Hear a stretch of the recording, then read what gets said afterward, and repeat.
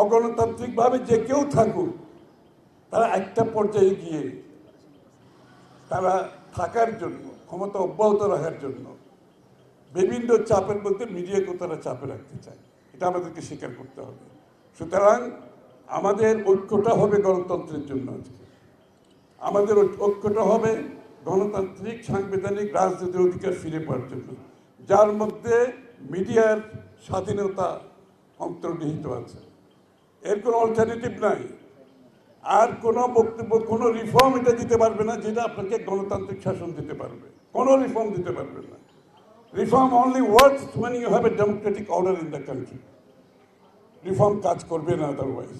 মানুষের কাছে দায়বদ্ধ সরকার হতে হবে, জবাবদিহি সরকার হতে হবে, যারা বারবার জনগণের দিকে তাকাতে হবে, জনগণের কাছে যেতে হবে। সেইটাই হচ্ছে জবাবদিহিতার মাধ্যমে মিডিয়ার ভূমিকা অনেক বেশি।